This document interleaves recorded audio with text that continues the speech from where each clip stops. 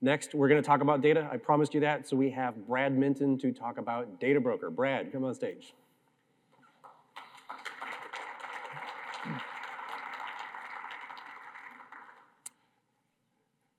Good morning. It's very interesting coming in after Lee, who is the salad, and then Mac, who is meat and potatoes. I guess that means we're into the vegetable section. Not sure how that goes, but hopefully you like vegetables. One of the things that Lee said this morning that I really appreciated was that the data wars are beginning. And so it's very apt that we're talking about Data Broker. In my opinion, Data Broker is the biggest weapon that we have to offer all of you to building to the next generation of value. If we kind of rewind the clock a little bit, the last 10, 15 years of value creation in the fintech space, in the regional and small financial institution space, has been really created by most of you all, right? The fintech's ability to create unique solutions, to build those on top of open APIs and open ecosystems has been really important in driving that value creation. And here at Jack Henry, one of my favorite things is that we've been open since day one, right? We started with our first API gateway. That API gateway was opened up to third parties from the very beginning. And so we feel like we've been at the very forefront of that. You heard Mac talk about how we're moving from a more of a product-centric base to more of a platform-centric company. As part of that modernization journey, we wanted to make sure that we kept the core tenets of where we started with our open journey and our open ecosystem as part of that. So Data Broker is really that next piece. It's our vision of what an open data ecosystem looks like. If you think about what the trends are in the industry right now, in the technical industry, in the financial industry, you saw Lee go through all of his slides. You see data analytics up there, you see AI up there. You can't go to any news site without reading about ChatGPT, Llama, any of the other large language models. And so the thing that fundamentally powers all of those things is data, right? So Data Broker is our story. You can see where we are on the timeline, right? AI is coming out. We're releasing Data Broker. That is going to power what we think is the next generation of value creation, the next generation of opportunity in this space. So what is Data Broker actually? Like, what is this thing that we keep hearing about? Well, our name is, it's very, very fancy. We put a lot of thought into it. But it is very direct, right? Data Broker is our ability to help all of you get access to all the Jack Henry and Jack Henry-centric data in a singular point. A place of single entitlement, a single access to the data. The value that Jack Henry is creating and bringing to this story is really about the pipeline creation. So what you see here is an example of how we're going to get data out of our core systems, and this is true across all of our cores. This isn't just the Silver Lake core, this isn't just Scimitar, but it'll be for all of our core systems that we have available, including the new platform core. What we want to build is pipelines to get this data out and get it into this central location. So Data Broker here is the central location. What this is, in real technical terms, is a Google Cloud project that we own and operate, where we have essentially multi-tenant data sets in it. Those data sets are very uniquely typed, so they're per institution, per providing product, and they're really descriptive of the type of data that they contain. The type of data is going to vary greatly depending upon what type of system we're talking about. So if you're talking about something like our wires product that Mac talked about here just a minute ago, you're seeing things like your wire history, your details on those wires. If you're talking about something like Silver Lake, you're going to see things like your DD mass table or your DD hist table for your transactions. Scimitar, you're going to have similar things. You're going to have member information and account information, things like that. So the data is going to be a little bit more typed to what that product is, but the value is the fact that we're putting it all into that singular location. As much as possible, we're going to try and get that data to you in real time. We're going to move more and more towards real time and true real time as we're able to. With our cores today, it's not exactly possible just simply because of the massive amount of data to get all of that data at once in real time. So we've created two different pipelines here. So the first one is kind of your more traditional data extract pipeline where we have a big file that comes out on a scheduled basis, right? With Data Broker, that is all of the tables, all of the rows, all of the columns that are put into the system, right? So you have a full set all the time. It follows in a pin pattern, which means the next time the pipeline runs, you get that entire set again. and that is still in the system. So you have the previous one, the next one, and so on and so forth. So that will build a history inside this platform for anyone who wants to use it. So if you want to do comparative information, you want to look at analytical information, how does my institution look like today? How did it look like 6 months ago? And start looking at what that does and start feeding that to like a language model or something like that to do projections. You can do that, right? You'll have all of that data in a singular location. But batch is not a great story, right? If you're sitting there, it's 2 o'clock on a Tuesday afternoon, and you want to see exactly what your institution looks like right now, well, how do we do that? So there's a secondary pipeline that we're building up. We're building up on the Kafka platform, so if you see that down there, that's what that is. And it's more of an eventing-driven platform. And what this does is rather than providing a singular batch extract that has all the data, it does singular change records. So just whatever record has changed at that particular moment is now reflected in, we'll say, near real time from the core system, whichever one it may be, out into the data broker platform. So you have the ability to take the full set, apply all the change records, and get a current view of what's happening. You could also use that same data to back into any business day. So if you want to see what it looked like at the close of business yesterday or last Tuesday afternoon, right? You can work your way into that using those two pipelines. Hopefully that all makes sense.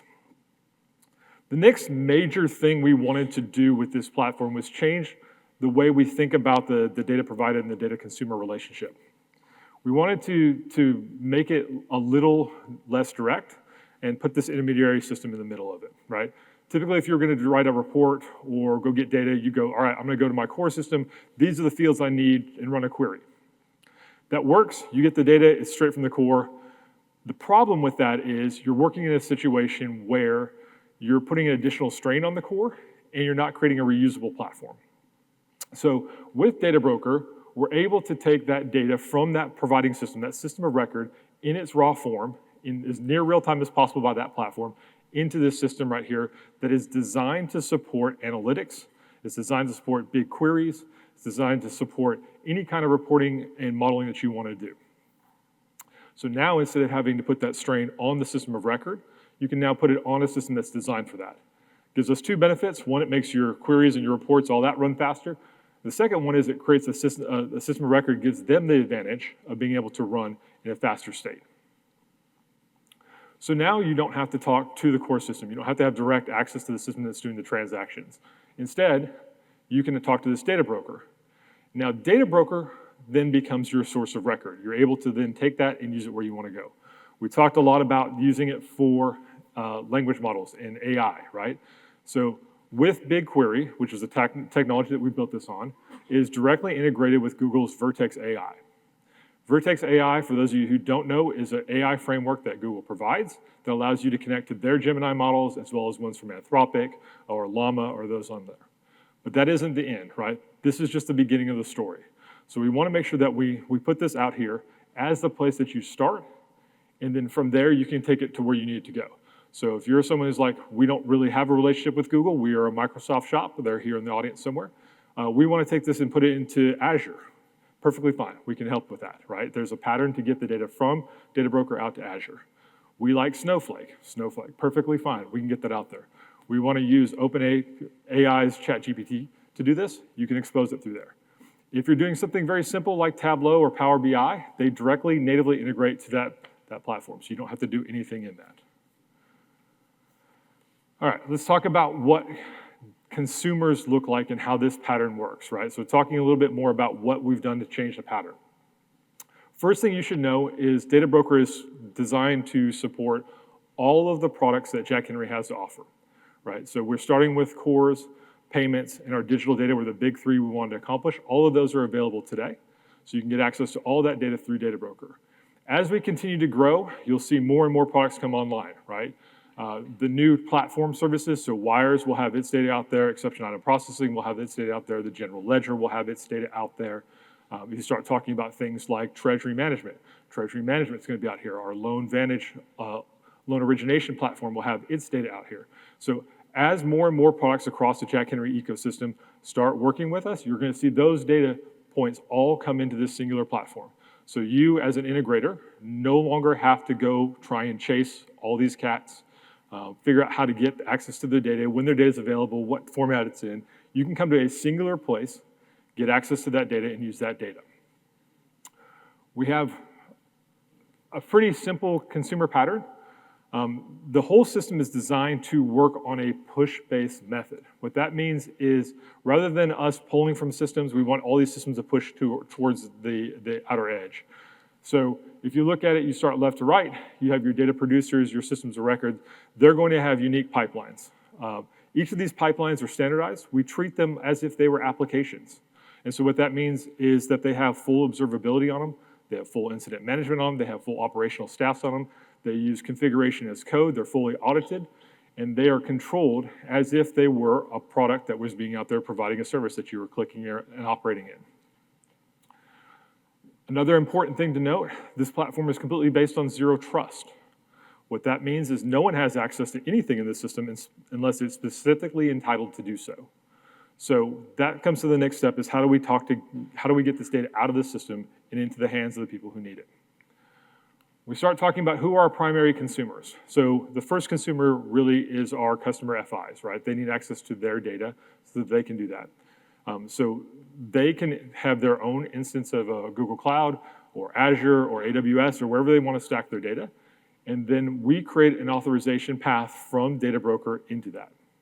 What that means, and let me be very clear on this, is that there is no one, not Jack Henry, not a customer, not a fintech, that is actually touching the Data Broker environment. They are one step down and they are completely controlled through security levels, right? So there's a lot of cool things that we can do with that.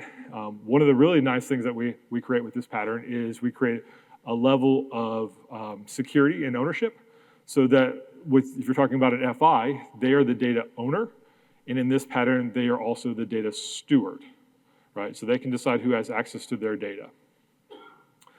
Jack Henry products will also use Data Broker in the background. Max showed you this one when he was going through his wires example.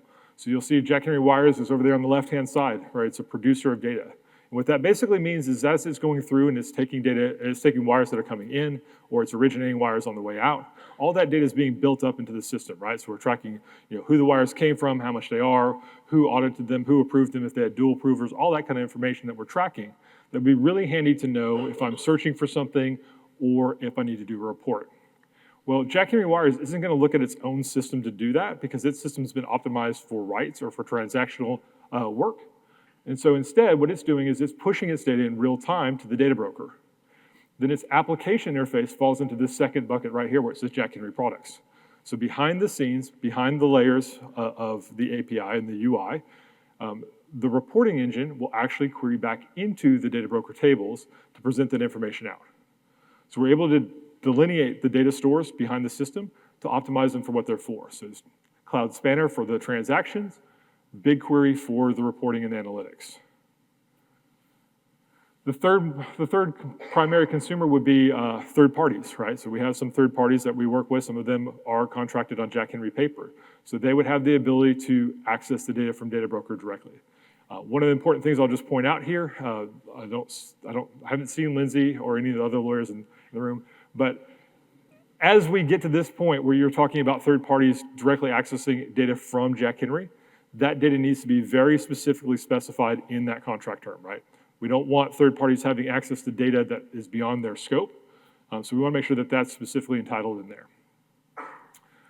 So continuing just walking through what this pattern looks like and how it goes, it's important to know that you don't have to, as a fintech or an integrator, come to Jack Henry to get this data.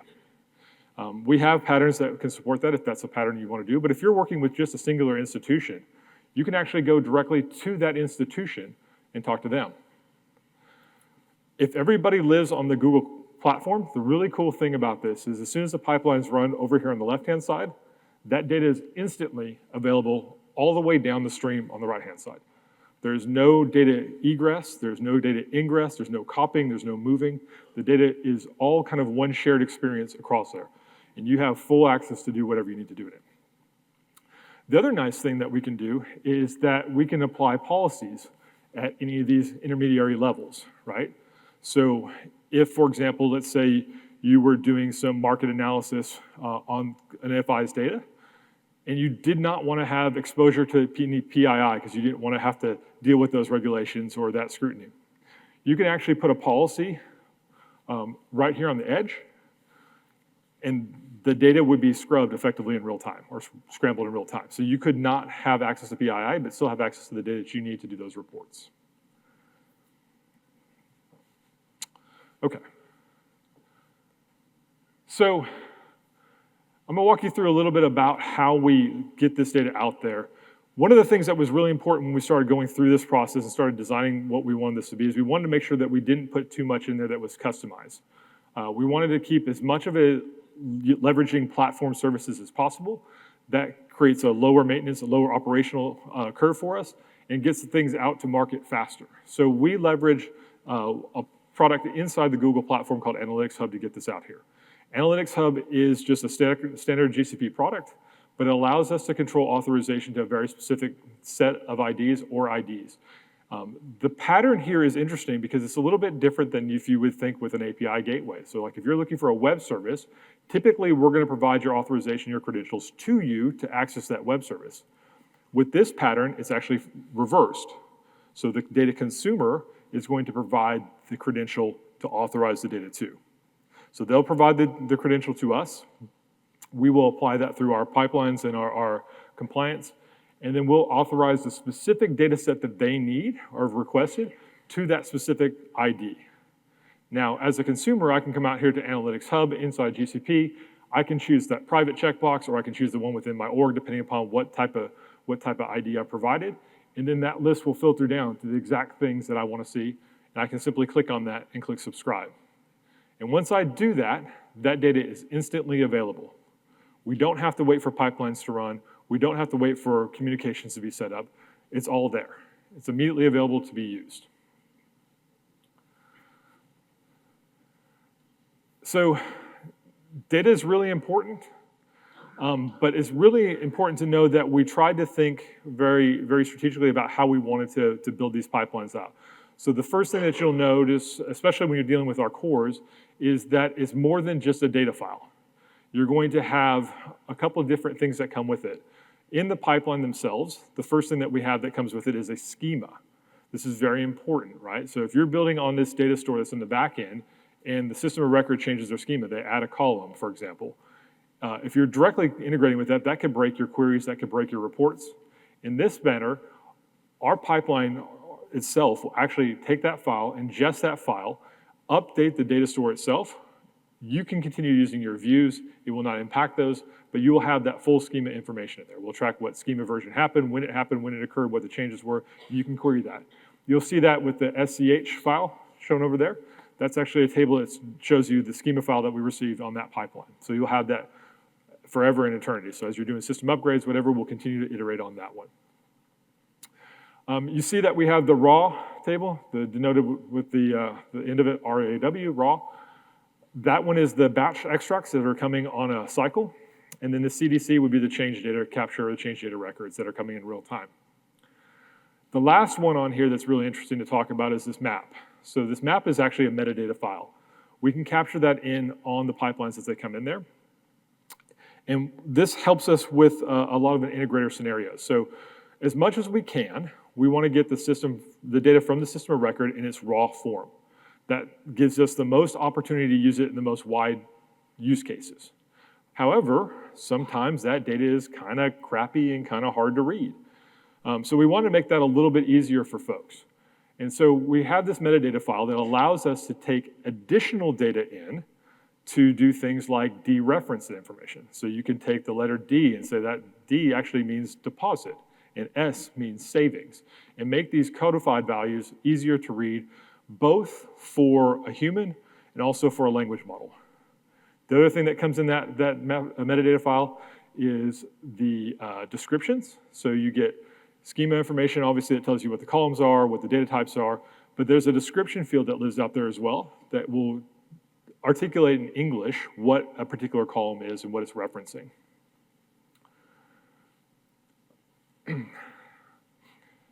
So the middle column here says real time. Every product's different, right? So what real time means, Mac already articulated this, there's a lot of nuance in what real time means.